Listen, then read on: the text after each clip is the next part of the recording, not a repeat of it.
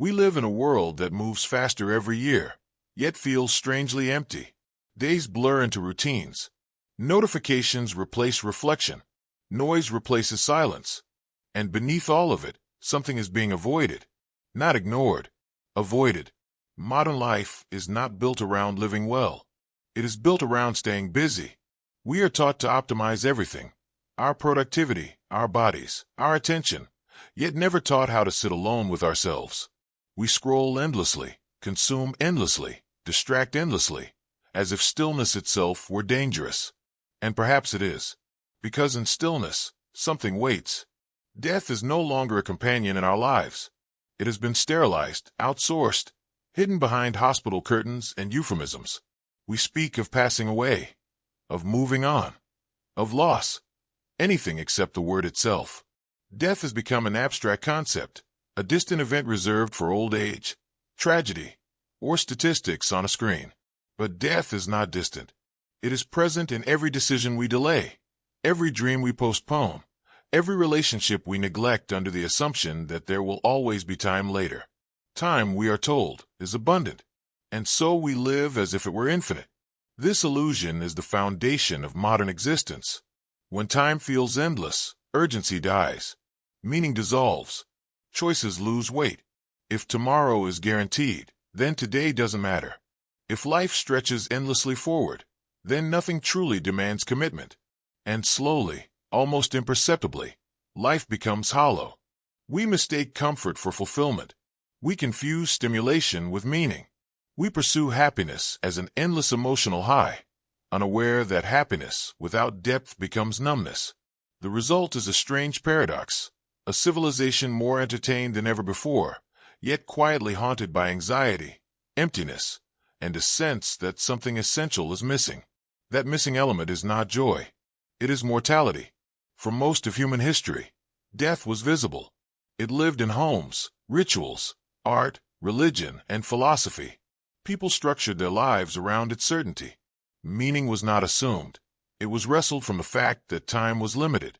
But modern society treats death like a system error, something to be solved, delayed, or ignored. We chase longevity without asking what longevity is for. We fear aging not because it brings pain, but because it reminds us that time is moving. And reminders are dangerous, because once a person truly understands that their time is finite, not intellectually, but emotionally, everything changes. Priorities shift. Masks begin to feel heavy. Pretending becomes exhausting. That is why death is avoided. Not because it is morbid, but because it is clarifying. Without death, life would lose its edges. There would be no pressure to choose, no reason to commit, no urgency to become. Infinite time would not lead to infinite meaning. It would lead to infinite postponement. A life without death would be a life without consequence. And yet, this is exactly how we are encouraged to live. As if meaning can be delayed. As if purpose can be found later. As if authenticity is optional. But beneath the surface of this denial, something stirs. Anxiety. Restlessness. A quiet dread that no amount of distraction can silence. People feel it late at night, when the noise fades. When the screens go dark. When the question arises uninvited. Is this really how I want to spend the only life I have? That question is dangerous. And not everyone is willing to hear it. But one man was. Not a motivational speaker. Not a self-help guru. Not a preacher of comfort. A philosopher who believed that death, far from destroying life, was the very thing that made life matter. His name was Martin Heidegger, and his ideas would challenge the most comforting illusion humanity has ever created. Martin Heidegger did not see death as an unfortunate ending to life. He saw it as life's defining structure, a silent force shaping every choice, every fear, every possibility. Unlike most thinkers, he did not ask how to escape death, defeat death, or transcend death. He asked what it means to live under its shadow. According to Heidegger, human beings are unique not because we think, build, or speak, but because we know we will die. This awareness is not a philosophical detail. It is the core of our existence. We are not simply alive. We are beings moving inevitably toward our own end. And this knowledge changes everything. Most people, Heidegger argued, spend their lives running from this fact. They dissolve into routines, social expectations, and distractions. They let society decide what matters, what success looks like, what a good life should be.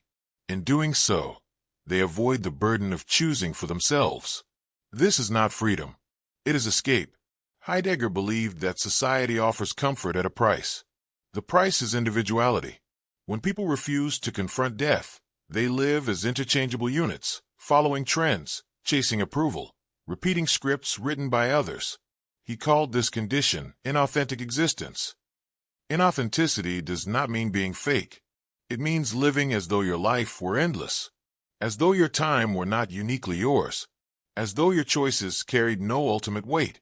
Authenticity, on the other hand, begins with a terrifying realization. No one can die for you. No one can live for you either. Death individualizes us. It strips away illusions. It reveals that your life is not a rehearsal. There is no second draft. No guarantee of completion. The clock is always running, even when you refuse to look at it. And when a person truly grasps this, not intellectually, but existentially, they wake up. Suddenly, distractions lose their power. Social approval feels hollow. Meaning is no longer borrowed from culture, tradition, or authority.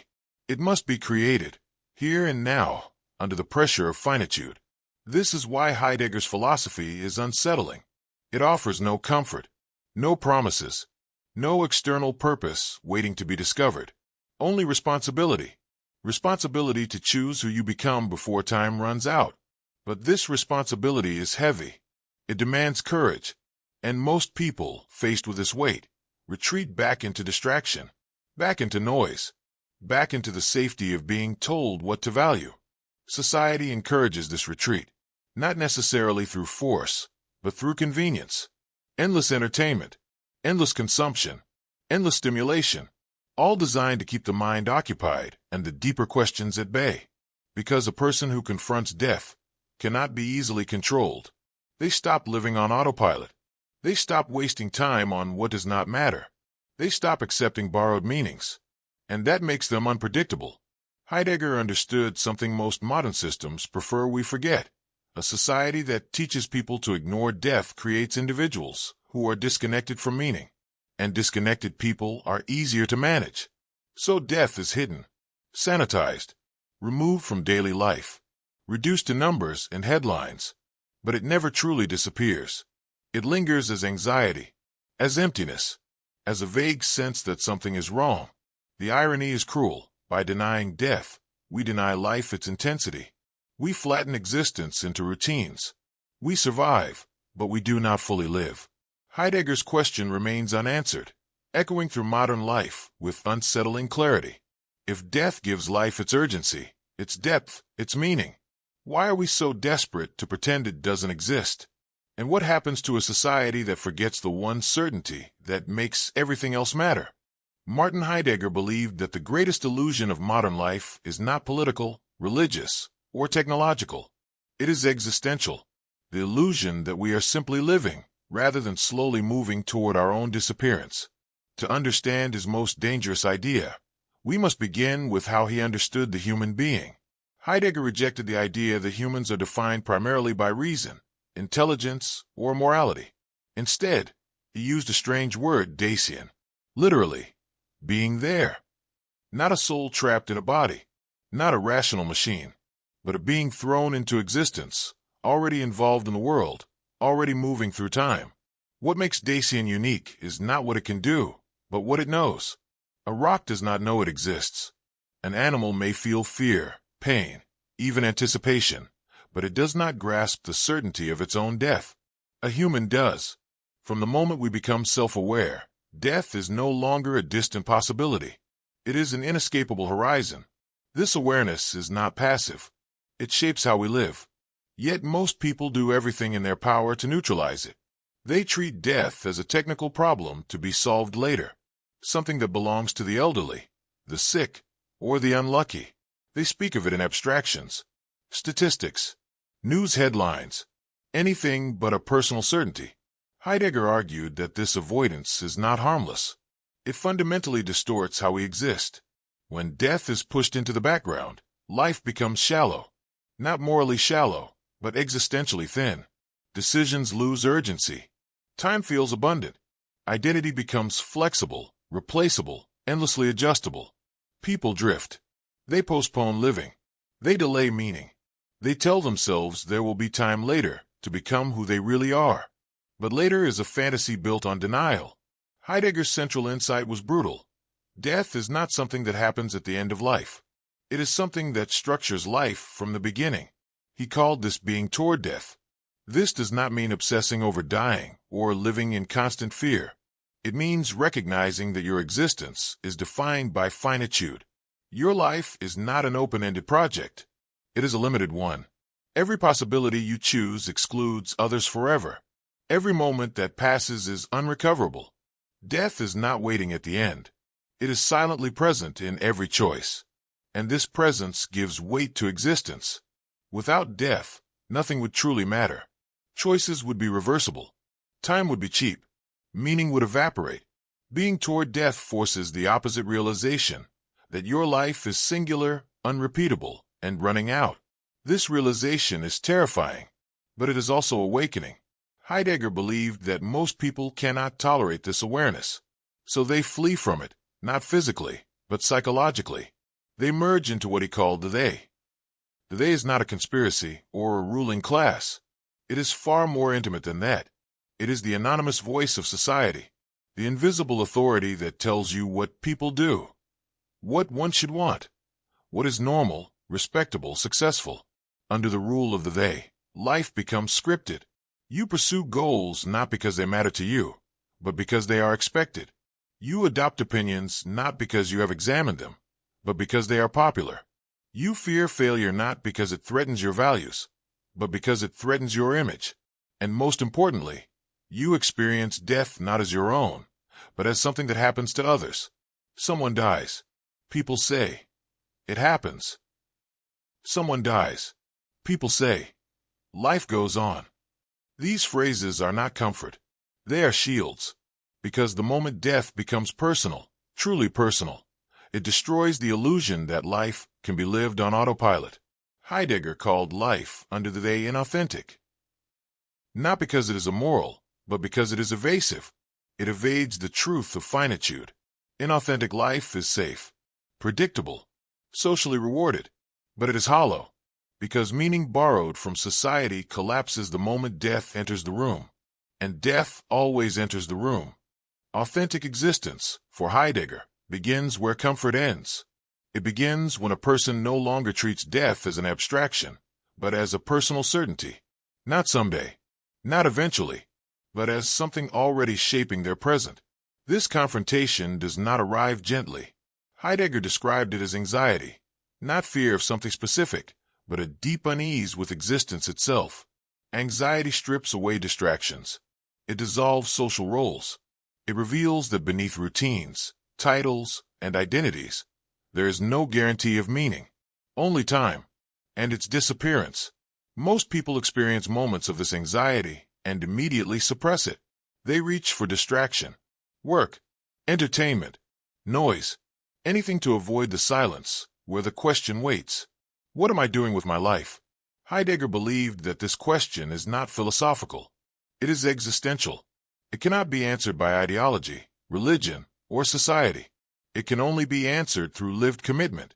Authenticity is not about self-expression or individuality in a superficial sense. It is about owning your finitude, accepting that no one can die your death for you, and therefore no one can live your life for you either. This realization isolates you, and that isolation is frightening, but it is also liberating, because once death becomes personal, excuses collapse. You can no longer hide behind someday. You can no longer blame society entirely.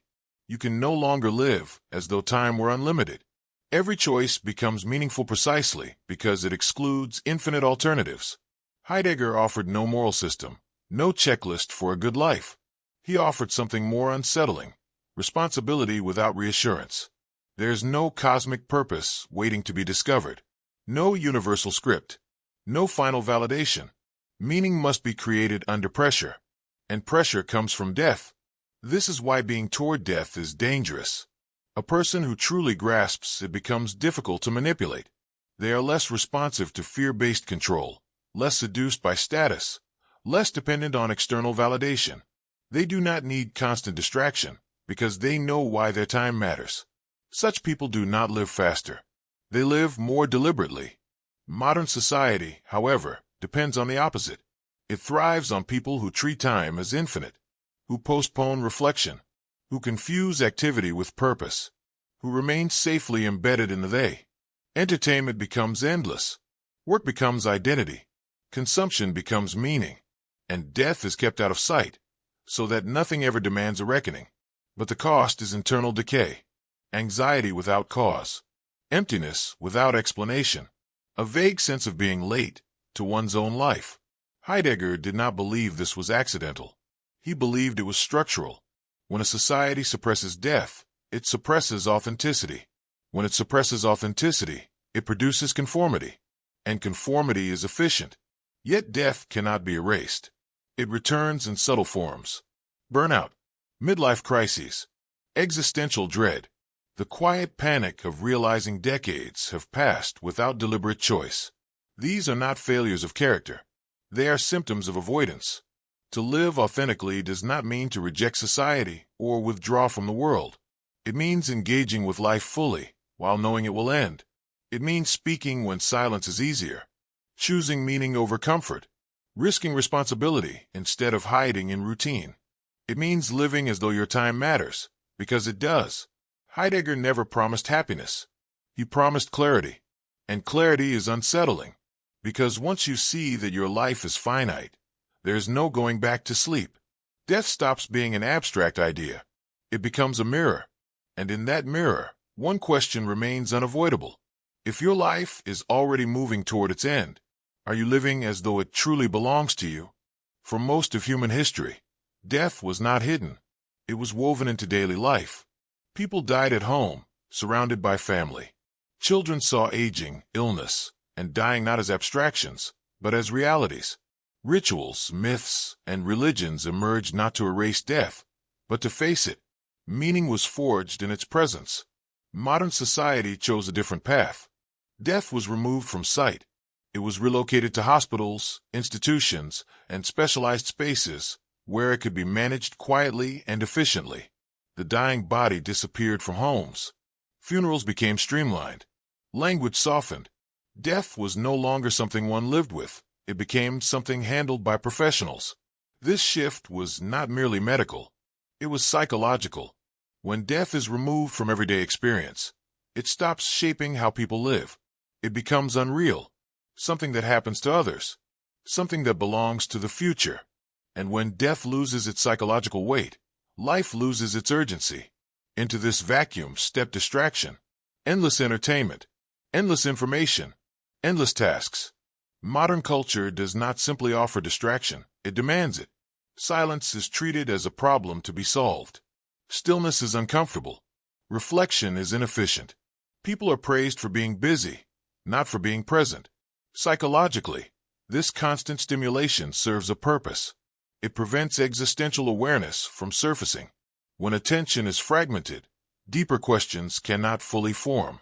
Anxiety becomes free-floating, detached from its source, experienced as stress rather than insight. And stress can be managed. Heidegger warned that inauthenticity thrives in this environment, not because people are shallow, but because they are overwhelmed. When life becomes a series of reactions, notifications, deadlines, trends, there is no space to confront finitude. Social media intensifies this condition. Identity becomes performance. Worth is measured in visibility. Existence is validated externally. People curate lives that appear full, productive, happy, while privately feeling empty and exhausted. This is not accidental. A culture that encourages constant self-display discourages self-examination. When attention is always outward, the inward confrontation with mortality never occurs. Death is replaced by metrics, followers, likes, engagement. Numbers feel infinite. Time does not. Productivity culture reinforces the same escape. Life becomes a project to optimize. Rest must be justified. Reflection must be useful. Worth is tied to output. And so people stay busy, not because the work matters, but because stopping would force them to ask why they are doing it. Busyness becomes a shield. Toxic positivity adds another layer. Pain is reframed as negativity. Existential dread is labeled weakness. Doubt is pathologized. People are told to stay positive, move on, focus on the good, as if confronting death were a failure of attitude rather than a feature of being human. But suppressed anxiety does not disappear. It mutates. It becomes numbness, burnout, a constant sense of being behind, a quiet panic that time is slipping away without direction. From a psychological perspective, distraction is not neutral. It shapes behavior. People who never confront death rarely challenge authority, tradition, or norms at a fundamental level. They focus on surface-level problems, not existential ones. And people who do not ask existential questions are easier to guide, easier to predict, easier to manage. This is how power operates quietly, not by forbidding thought, but by flooding attention. Historical societies understood something modern culture resists. Mortality gives structure to meaning. Ancient civilizations built calendars around death rituals. Philosophies emerged from reflections on impermanence. Even violence and suffering were framed within narratives that acknowledged life's fragility.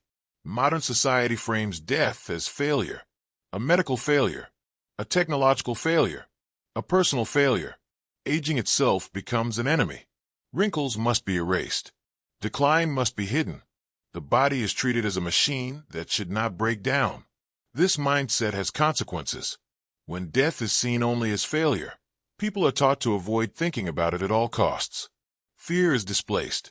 Instead of fearing meaninglessness, people fear discomfort. Instead of fearing wasted time, they fear boredom. Instead of fearing inauthentic lives, they fear missing out. The result is a population constantly stimulated, yet deeply disconnected. Heidegger's insight becomes clearer here.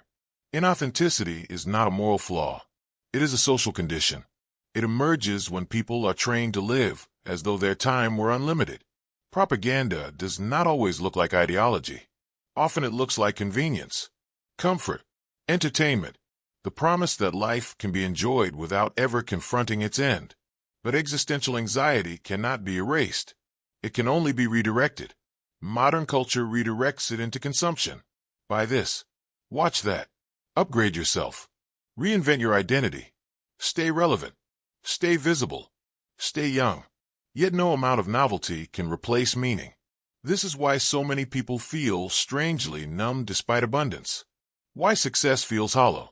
Why progress feels exhausting rather than fulfilling. The anxiety they feel is not pathological, it is philosophical. It is the suppressed awareness of finitude. Instead of asking, what should I do with my limited time? People are taught to ask, how can I stay distracted?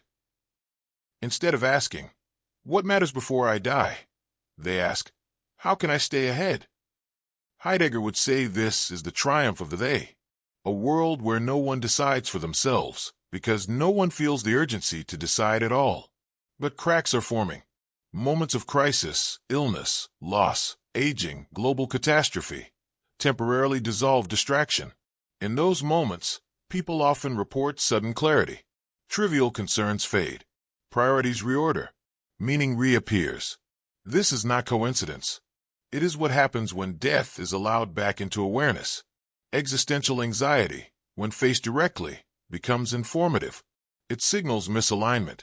It reveals wasted time. It exposes borrowed values. It demands honesty. But society quickly rushes to close these cracks, to return people to normal, to restore distraction, to get things back to the way they were. Because a population that remains existentially awake would demand different lives, different values, different systems. The most unsettling implication is this: widespread anxiety, depression, and emptiness may not be personal disorders. They may be cultural symptoms, signals that a society has taught its people how to live comfortably, but not meaningfully. To feel uneasy in such a world is not weakness. It is awareness trying to surface. The question is whether that awareness will be silenced, or whether it will be allowed to lead somewhere dangerous. Because once death is acknowledged, not morbidly, but honestly, It becomes impossible to remain asleep. And a person who wakes up begins to see the world very differently. When death is no longer avoided, something remarkable happens. Life stops feeling vague. Time sharpens. Moments gain weight. What once felt ordinary begins to feel irreversible. This is not despair. It is clarity. Heidegger believed that most suffering does not come from knowing we will die, but from living as though we will not, from postponing what matters, from delaying honesty, from waiting for a future that is never guaranteed. To live with death in mind is not to obsess over dying. It is to stop lying to yourself about time. When time is infinite, choices are cheap. When time is finite, every decision carries consequence. Saying yes to one path means permanently closing another. Every hour spent is an hour gone forever. This realization changes how a person loves. Relationships are no longer treated as replaceable. Conversations are no longer postponed indefinitely. Words left unsaid begin to feel heavy. Forgiveness becomes urgent. Presence becomes more valuable than performance. It changes how a person works. Work stops being a distraction from life and becomes an expression of it, or it reveals itself as empty. Tasks that once felt necessary begin to feel meaningless. Effort that aligns with values gains intensity. Effort that does not becomes unbearable. It changes how a person tolerates falsehood. Social masks grow uncomfortable. Borrowed opinions feel hollow. Living according to expectations becomes exhausting. The awareness of death makes it harder to justify living a life that is not truly one's own. This is why authenticity feels dangerous. It demands sacrifice. It demands choosing one life over all others. Heidegger never said this was easy.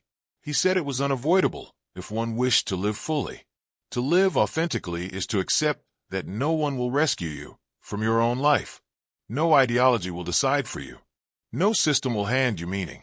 There's no final authority to approve your choices.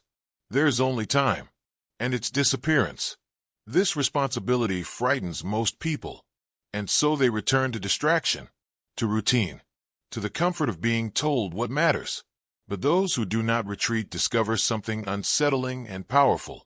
Life becomes intense, not louder, not busier, more focused. Small moments feel significant because they are limited. A walk becomes meaningful because it will not be repeated. A conversation matters because it might be the last of its kind. Even suffering gains a strange clarity, not because it is pleasant, but because it is real. Heidegger believed that this intensity is what modern life lacks most. Not happiness, not pleasure, but depth. Depth comes from finitude. When a person truly understands that their life is already moving toward its end, they stop living as spectators. They become participants. They stop waiting for permission. They stop assuming there will be time later to become who they are meant to be. Later collapses into now. This is the moment where philosophy stops being abstract and becomes existential, where ideas turn into lived reality. The question no longer remains theoretical. If your life were ending, would this be how you would choose to live? Heidegger offered no reassurance that things would work out, no promise that authenticity leads to success or happiness. What he offered was something more honest, a chance to live deliberately. Meaning, he argued, is not found waiting in the world. It is created through commitment, through choosing, even when certainty is impossible, through standing behind one's decisions without external guarantees. This is why death is not life's enemy. It is life's condition. Without death, meaning would dissolve into endless possibility. With death, possibility becomes precious, limited, urgent. This is the paradox modern society avoids. By trying to erase death, it erases the very thing that makes life matter. It replaces intensity with comfort, depth with distraction, meaning with motion. But death does not need to be feared to be respected. To live as if you were dying does not mean abandoning joy. It deepens it. It strips away trivial concerns and reveals what truly matters. It asks not how long you live, but how honestly. It asks whether your days are aligned with your values, whether your actions reflect what you claim to believe, whether your time is being spent or wasted. This awareness does not make life darker. It makes it clearer. The fear that arises when death is acknowledged is not a signal to retreat. It is a signal to awaken. It is the mind recognizing that time is not endless, and that delay has consequences. Heidegger believed that most people reach the end of their lives without ever fully arriving in them. Not because they were incapable, but because they were distracted.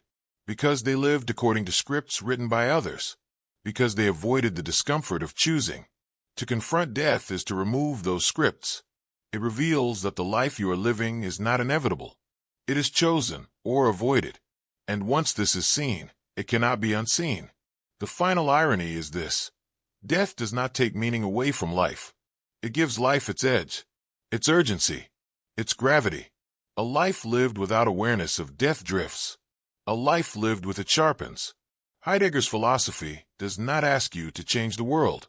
It asks something more unsettling: to take responsibility for your existence, to stop waiting, to stop postponing, to stop assuming there will be time later. Because time is already leaving. The clock is not ticking loudly. It is ticking silently, invisibly, constantly. And one day, without warning, it will stop. The question is not whether you will die. That was never in doubt.